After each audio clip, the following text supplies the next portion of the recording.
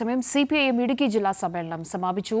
4 പുതുമുഖങ്ങൾ ഉൾപ്പെടെ 39 അംഗ ജില്ലാ കമ്മിറ്റിയും ജില്ലാ സെക്രട്ടറിയായി CV വർഗീസിനെയും തെരഞ്ഞെടുത്താണ് പ്രതിനിധി സമ്മേളനം അവസാനിച്ചത്. സമാപന പൊതുസമ്മേളനം CPIM സംസ്ഥാന സെക്രട്ടറി MV ഗോവിന്ദൻ മാസ്റ്റർ ഉദ്ഘാടനം ചെയ്തു.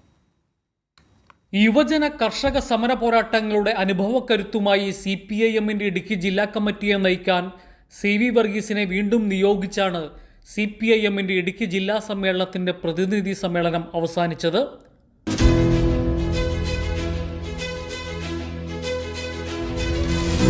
നാല് മണിയോടെ ജില്ലയുടെ വിവിധ ഭാഗങ്ങളിൽ നിന്ന് ജനങ്ങൾ തൊടുപുഴയിലേക്ക് ഒഴുകിയെത്തി. മങ്ങാട്ടുകവലയിൽ നിന്ന് ആയിരക്കണക്കിന് ചുവപ്പ് സേനാംഗങ്ങളുടെ മാർച്ചും രണ്ടിടങ്ങളിൽ നിന്നായി 10,000-കണക്കിന് ജനങ്ങൾ അണിനിരന്ന ബഹുജന പ്രകടനവും ആരംഭിച്ചു.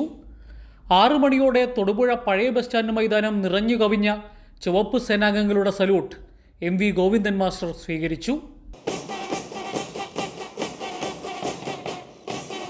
3ാം വട്ടവും കേരളത്തിൽ LDF സർക്കാർ തന്നെ അധികാരത്തിൽ വരുമെന്ന് MV ഗോവിന്ദൻ മാസ്റ്റർ പറഞ്ഞു.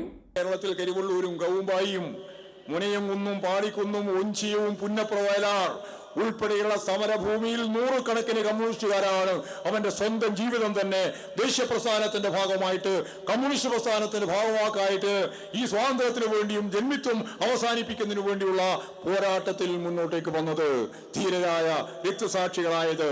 ആ ചരിത്രമുള്ളവരാണ് കമ്മ്യൂണിസ്റ്റുകാർ. എന്നാൽ ചരിത്രമില്ലാത്തവരാണ് RSS BJP വിഭാഗമെന്ന് നല്ലതുപോലെ മനസ്സിലാക്കണം. അതുകൊണ്ടാണ് അവർക്ക് ഭരണഘടനയോട് വിരോധം, അവർക്ക് ഫെഡറൽ സംവിധാനത്തോട് വിരോധം, അവർക്ക് ജനാധിപത്യ സംവിധാനത്തിന്റെ പാർലമെന്ററി വ്യവസ്ഥയോട് വിരോധം. ഭരണഘടനാ സ്ഥാപനങ്ങൾ മുഴുവൻ ഇപ്പോഴും ഈ RSSന്റെ പിടിയിൽ അമർന്നുകൊണ്ടിരിക്കുകയാണ്. പൊതുസമ്മേളനത്തിൽ ജില്ലാ സെക്രട്ടറി CV വർഗീസ് അധ്യക്ഷത വഹിച്ചു. ഉടുമ്പൻചോല MLA MM മണി അഭിവാദ്യം ചെയ്ത് സംസാരിച്ചു. കൈരളി ന്യൂസ്, ഇടുക്കി.